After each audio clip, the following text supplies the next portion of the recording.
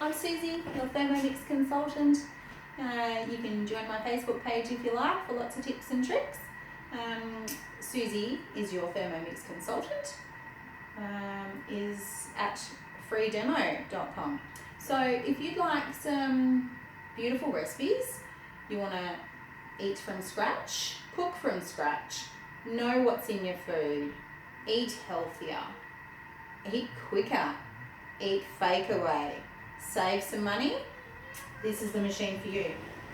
I've had number 5 over here for 4 years, and I have recently purchased the number 6, which I cannot fault. I absolutely love both machines.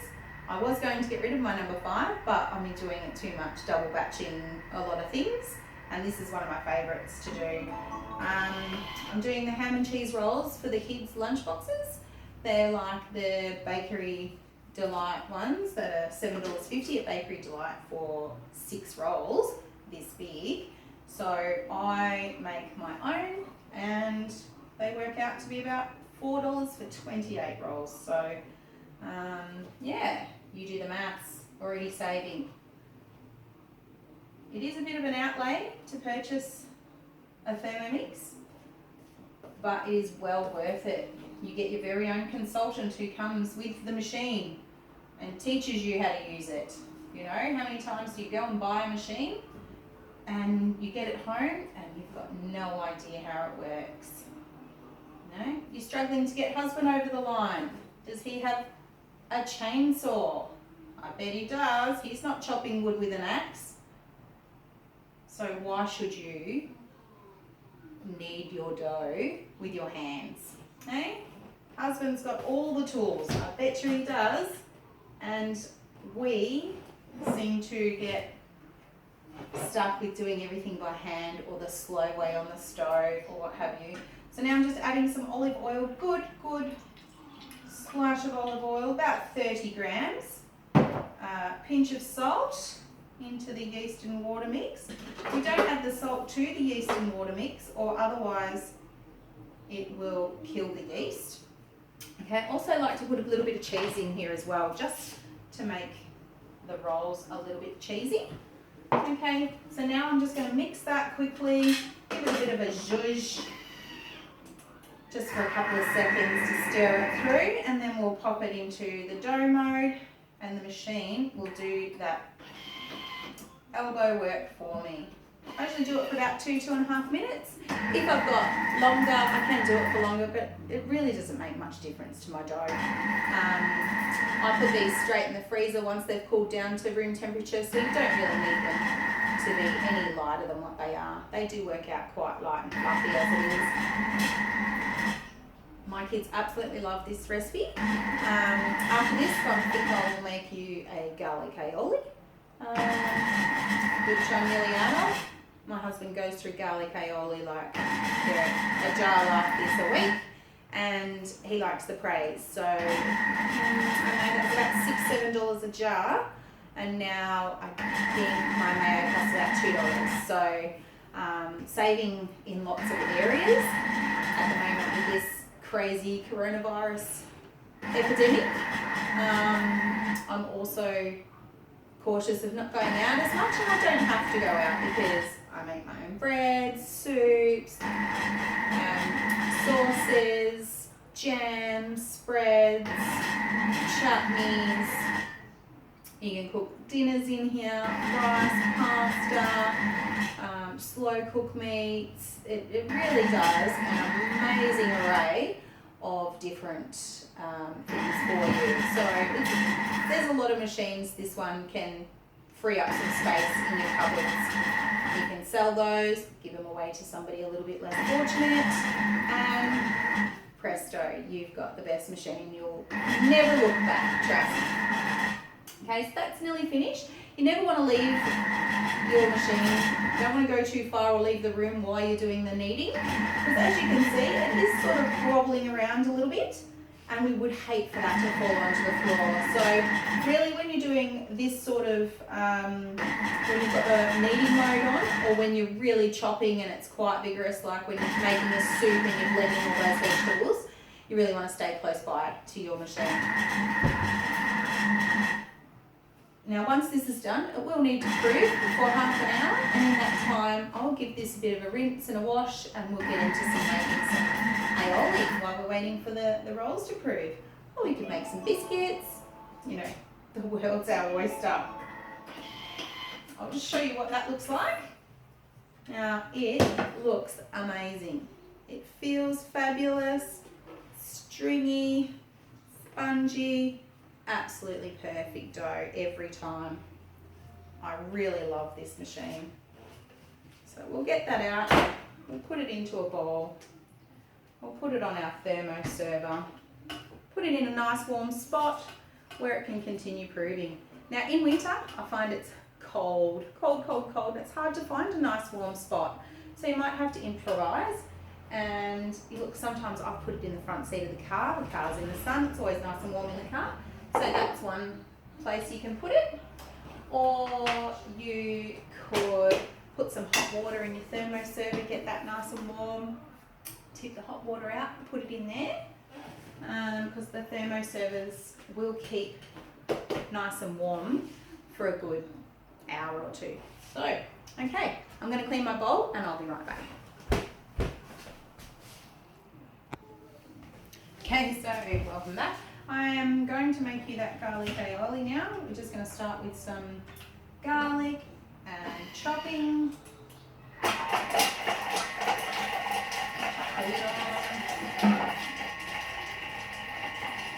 Just listening out, that sort of sounds like it's chopped, so I'll stop that there. Now, cracking a couple of eggs in. This works best if the eggs are at room temperature. Okay, there they go, in they go. Bin. Okay, we're just going to start mixing that.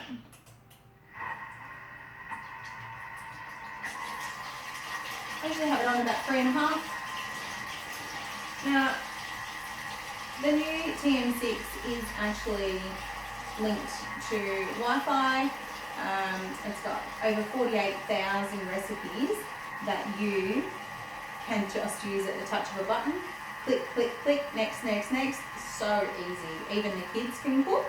My 8-year-old loves to make boiled eggs in the morning, so he does that himself. He gets up, makes boiled eggs, puts some toast on, and he does that for the whole family. So I love having that as a helper.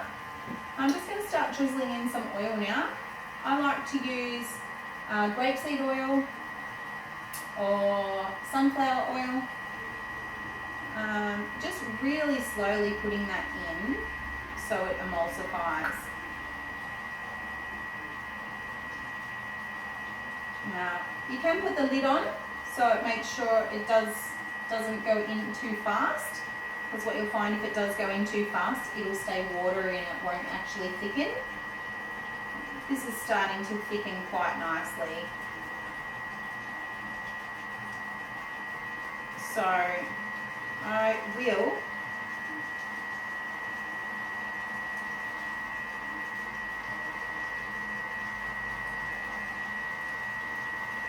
add some more flavourings to that.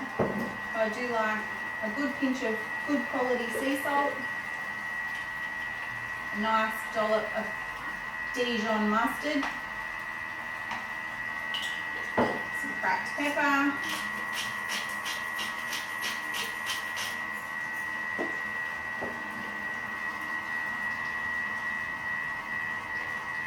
and some more oil.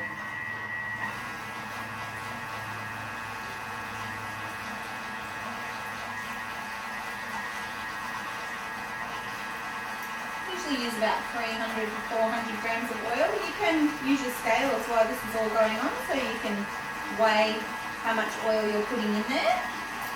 I've made this so many times I could probably do it with my eyes closed.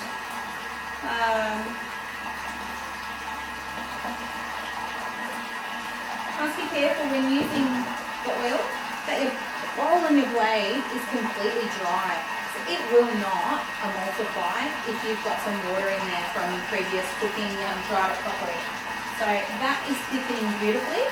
Now here's one before that I mustn't have done that too. So what I'm going to do is just add that to my lovely thickened mayo. Now I'll show you the texture that it is, and this is what it should be.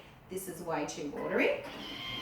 Okay, so if that happens to you at home and it doesn't thicken like this, then you can just add this to a new batch. Okay, so I've done that. Hey, look, it happens. So we'll put that back on, and I'll add this watery one in there. Okay.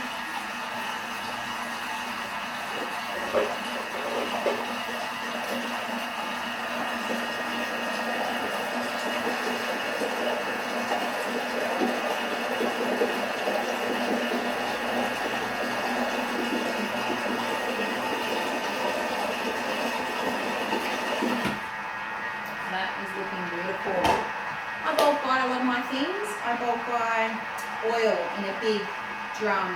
I bulk buy flour. I bulk buy brown sugar. These are staple items. You will use them all the time if you have a Thermomix.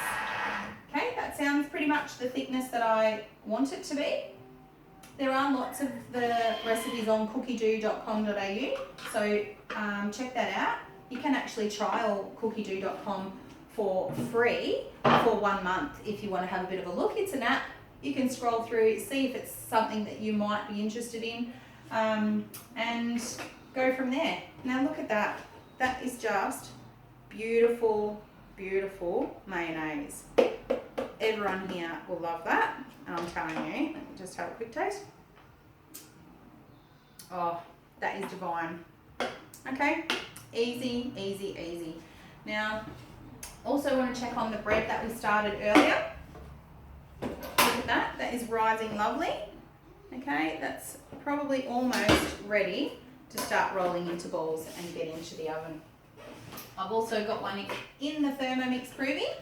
Okay, it's just so many options with these. You can leave them in here because that bowl is warm. That's a nice little house for that yeast to be growing. Okay, and then I've also got this one here, which is doing its thing in the Thermomat. All right, I'm going to start rolling and I'll show you the end result shortly. Okay, so here we are. There's our fully proved dough ready to be rolled and put on our trays to put in the oven. Now this works really good if your hands are wet. They don't stick to your hands as much. Now we've got Lily over here making her own little batch, which is fine. She's a great little help. She's been doing this for a while. If you're a bit of a perfectionist, give your dough a poke out with your fingers, roll, and place down. Now I do like to just work through doing this quite quickly, and I really don't think you need to be watching, but I'll do a couple. Okay, so basically I just do that with all the rolls round about the same size. Now these will rise again, so give them a little bit of space. Super big. Yeah, we probably don't want it that big, Lil. Do you want to say hi to the camera over there? Say hi. Hi. Do you like helping Mummy in the kitchen? Yeah. Do you like making things in the Thermomix? Yeah. What do you like to make? Strawberries, raspberries. Yeah, we like to make ice cream. Yeah. Yeah. What else? Rolls. Yeah. What else do you help me make? Dough. Dough. You love the dough. All right, so I'm going to continue to do that, and I'll show you again when we're just about done. One cheese, okay. Okay, so I've got my best little helper here, Lily. We're putting the cheese on. We've rolled 3 batches of dough. So we've got approximately 36 ham and cheese rolls. Now you can be creative if you like and put spinach in, capsicums, put a bit of tomato pasta, pizza sauce on top, and make little mini pizzas and flatten them out a little bit. And that will be delicious. Just, what your family's going to eat. So we just chuck a bit of cheese on. Atta girl. That's it. Chuck all that on there. Well done, Lily. Thank you. Some ham in. Ham on it all. Now don't worry if it falls off, because as the dough rises it will collect it all and bring it to the top again. So it doesn't matter. There's only one more in here. Yeah, we might as well use all that. I'm not going to put that tiny little bit back in the freezer, sprinkle it everywhere. Alright, there we go. Okay, so now we'll put those into the oven, 200 degrees for about 20 minutes, keeping an eye on them. You know, my oven's pretty ordinary oven, so I'll have to rotate these halfway through. Here's one more. Won't fit in, babe. We'll wait. Alright, so I'll be back soon to show you the end result. Alright, so just going to check if these are done. Now, I love cooking from scratch. I make so many things at home. I've got a garden, I grow, I bake, I make pastes, sauce, pickles, you know, cakes, slices. I make my own kombucha. I make my own alcohol. Yeah, there's not much I haven't made yet. So challenge me if you like. Put it in the feed below. If you want to see me make something, ask. I'll see if I can. Anyway, let's have a look in the oven and see how these rolls are going. Oh, absolutely spot on. Look at those. Lovely. Now, I think I've got this one ready. I've also made some biscuits in the meantime while that's been going on. I've got some little 100 batch biscuits, which requires you to make your own condensed milk in the Thermomix first, and then you just add your butter and your flour, and they're pretty much whatever biscuits, so you can add whatever. I've got nuts and chocolate chips in one for the stay-at-home biscuits, and then I've got millions and trillions in the other ones for the kids to take to school, which they absolutely love. So there you have it. Cooking number 1, ham and cheese rolls, some mayonnaise, some biscuits, all in the Thermomix, all from scratch, which you can do at home too. It's so easy. All right, we'll see you next time. Thanks to Lillian, my little helper, and we'll look forward to cooking you some more great food. Bye.